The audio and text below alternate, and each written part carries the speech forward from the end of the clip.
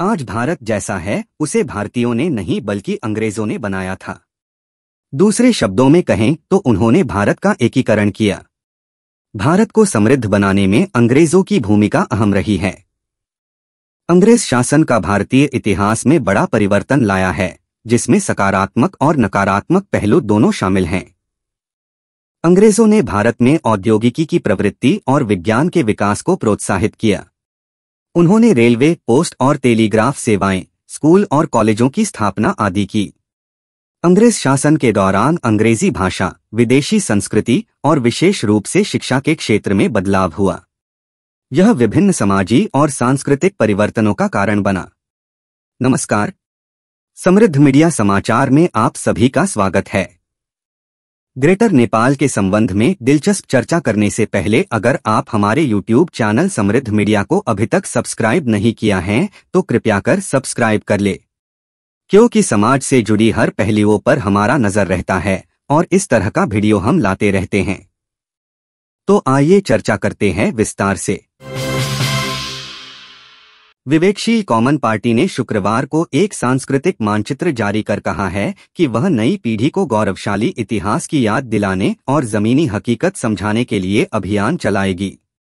अखंड, स्वायत्त और संप्रभु नेपाल के गौरवशाली इतिहास को दर्शाते हुए नई पीढ़ी में देशभक्ति की भावना जगाने और जमीनी हकीकत समझाने के लिए सांस्कृतिक मानचित्र जारी किया गया है। हाल ही में इस तथ्य के संदर्भ में कि नेपाल सरकार ने अखंड भारत के उस नए मानचित्र को औपचारिक रूप से अस्वीकार नहीं किया है, जिसे पड़ोसी देश भारत ने अपने नए संसद भवन में बनाया था, जिसमें नेपाल के कपिलवस्तु, लुम्बिनी जैसे ऐतिहासिक क्षेत्र शामिल थे, और एक राजनयिक नोट भी नहीं भेजा है। विवेकपूर्ण आम पार्टी ने सरकार को उसकी जिम्मेदारी की याद दिलाते हुए नेपाल का एक सांस्कृतिक मानचित्र जारी किया है। ऐसा कहा गया है, सुगौली संधि से पहले नेपाल की सांस्कृतिक, धार्मिक, पुरातात्विक और प्राकृतिक विरासतों और वर्तमान भूमि को कवर करके बनाए गए मानचित्र में माउंट एवरेस्ट से लेकर बौद्ध स्तूप, पशुपतिनाथ से लेकर कांकरे विहार तक पुरातात्विक रूप से महत्वपूर्ण विरासतें शामिल हैं। इससे कोई फर्क नहीं पड़ता कि पार्टी किसने की। अगर आपको लगता है कि यह नेपाल और नेपाली के लिए एक अच्छे काम की शुरुआत है तो कृपया कमेंट बॉक्स में कमेंट करें और इसे लाइक करें। अब शुरुआत करते हैं अंग्रेजों द्वारा निर्मित भारत से। आज भारत जैसा है उसे भारतीयों ने नहीं बल्कि अंग्रेजों ने बनाया था। दूसरे शब्दों में कहें तो उन्होंने भारत का एकीकरण किया। अंग्रेजों के आने से पहले यहाँ 630 से अधिक राज्य थे। अंग्रेजों ने ही उन्हें एक एक करके ढक दिया। 1857 में लखनऊ विद्रोह के बाद ब्रिटिश संसद में पूर्वी भारत का प्रश्न उठाया गया। जब यह स्पष्ट हो गया कि एक व्यापारिक कंपनी को इतने बड़े भूमि क्षेत्र की देखभाल करने की अनुमति नहीं दी जा सकती है, तो यह निर्णय लिया गया कि इसे सीधे क्राउन या संसद द्वारा नियंत्रित किया जाना चाहिए। ईस्ट इंडिया कंपनी भंग कर दिया गया। 15 अगस्त 1947 को अंग्रेजों ने भारत को स्वतंत्र कर दिया। भारतीय कहते हैं कि हमने अंग्रेजों को खदेड़ दिया, लेकिन हकीकत ऐसी नहीं है। उन्होंने कहा कि यदि हम द्वितीय विश्व युद्ध जीत गए तो हम भारत छोड़ देंगे। 18 जुलाई 1947 को ब्रिटिश संसद ने भारतीय स्वतंत्रता अधिनियम पारित किया। उस समय यह मांग जोरों पर थी कि पाकिस्तान को भारत में एक अलग राज्य दिया जाना चाहिए। उस एक्ट में लिखा है कि 14 अगस्त को पाकिस्तान और 15 अगस्त को हिंदुस्तान बनेगा। एक्ट में कहा गया है कि हिंदू बहुल इलाका हिंदुस्तान होगा और मुस्लिम बहुल इलाका पाकिस्तान होगा। कहा जाता है कि जो लोग भारत और पाकिस्तान में शामिल नहीं होना चाहते वो आजाद हो सकते हैं, जिसके अनुसार जूनागढ़, हैदराबाद और कश्मीर स्वतंत्र रहे।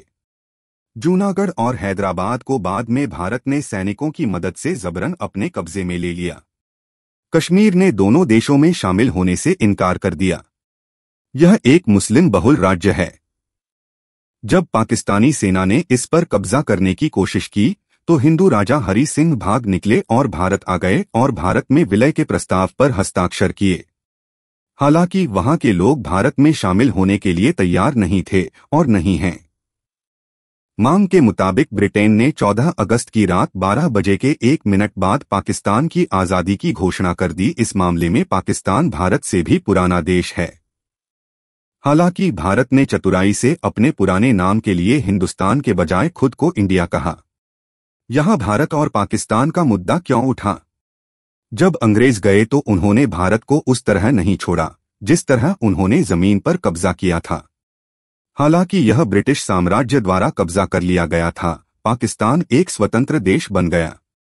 नेपाल के मामले में एकीकरण ही रहा। नेपाल के लिए एक गंवाया अवसर। राणा काल में नेपाल को अपनी खोई हुई भूमि वापस लेने का मौका नहीं मिला। हालांकि राणा मौका चूक गए। भारत और पाकिस्तान को स्वतंत्र कर अंग्रेजों के चले जाने के बाद दार्जिलिंग से दमारसिंह गुरुंग राणाओं के पास एक प्रस्ताव लेकर आए। उन्होंने राणाओं से कहा, अंग्रेज जा रहे हैं, अब दार्जिलिंग को नेपाल में मिला लिया जाना चाहिए। पूर्व में तीस्ता से लेकर पश्चिम में कांगड़ा तक के भूभाग को हमने बृहत नेपाल कहा है।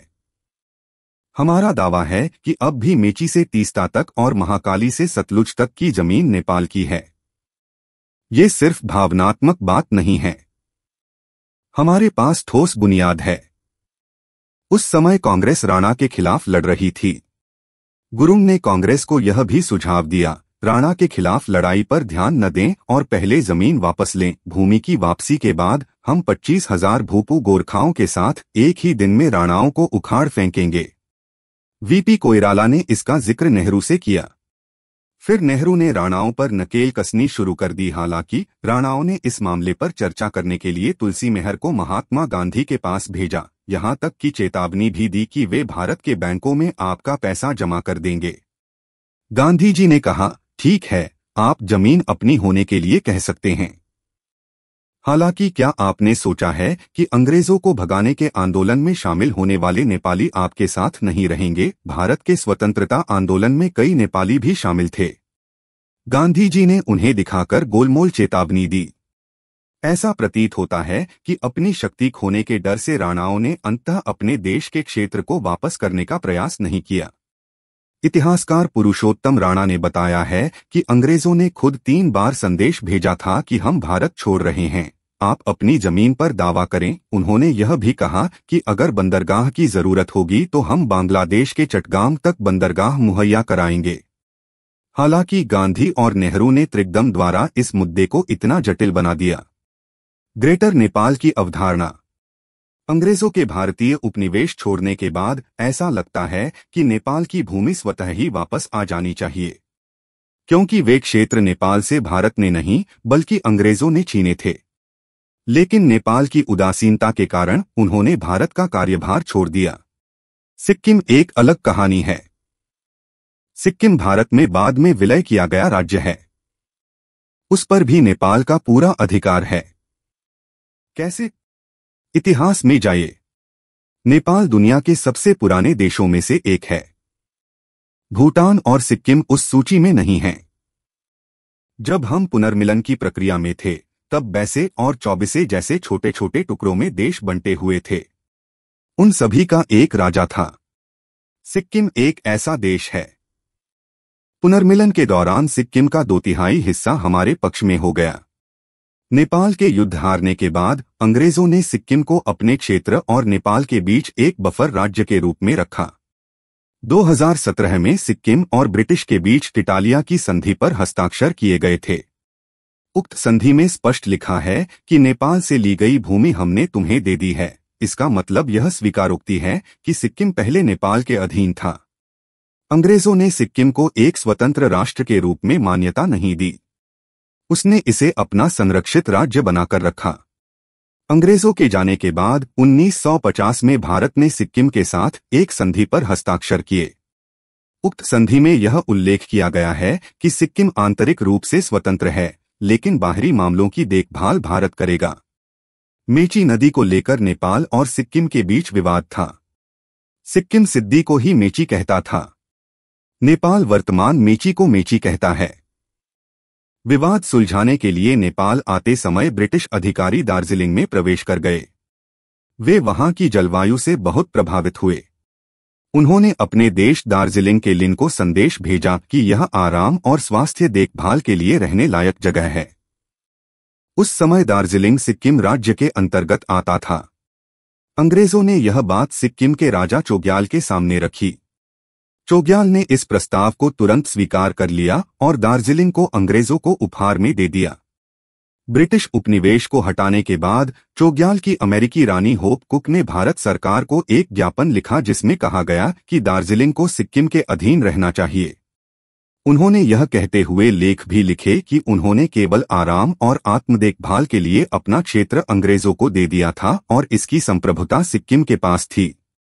इससे न केवल भारत सशंकित हो गया बल्कि चोग्याल भी आग बबूला हो गया। फिर उसने सिक्किम को निगलने की रणनीति बनाई और लेंडुप दोरजे को खड़ा किया। लेंडुप और राजा के बीच इस बात पर मतभेद था कि सिक्किम को भारत में शामिल किया जाना चाहिए या स्वतंत्र रहना चाहिए। चुनाव हुआ।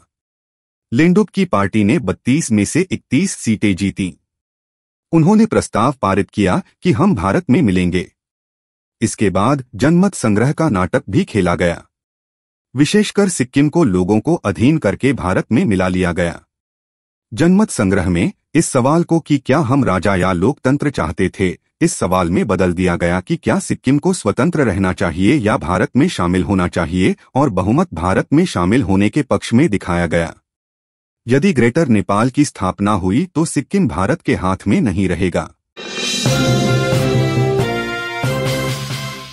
हर लेटेस्ट न्यूज और काम की खबरों के अपडेट्स सबसे पहले पाने के लिए हमारी चैनल समृद्ध मीडिया को सब्सक्राइब करें और साथ ही अपने दोस्तों के साथ फेसबुक, व्हाट्सएप और ट्विटर पर भी शेयर करें।